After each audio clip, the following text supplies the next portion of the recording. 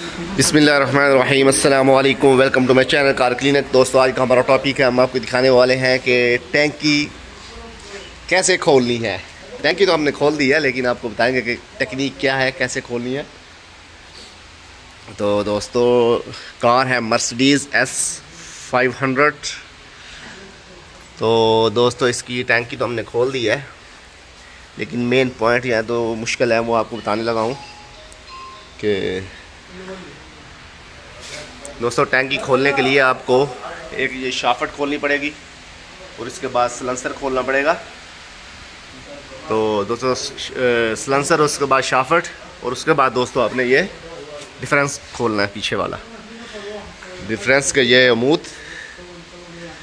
ठीक है, शाफ्ट वाले, और ये 4 बोल्ट, 1 2 और इधर 3 और 4, ये 2 ये है इस साइड पे, और 2 ये क्लेपर के, और 2 इस साइड पे। तो इसके अलावा ये हैंड ब्रेक की तार है मैनुअल, जो टैंकी के साथ है, और ये तार हैं 2।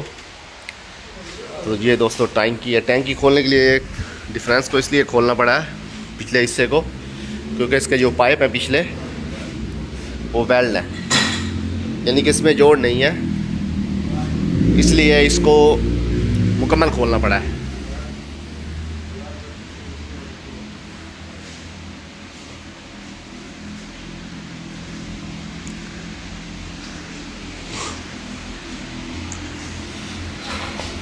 ठीक है दोस्तों, तो और एक ट्रिक आपको बताते हैं कि खोलते वक्त आपने 1 2 3 4 बोल्ट खोल लेने हैं, और एक इधर लगा होगा 5 और एक इधर 6।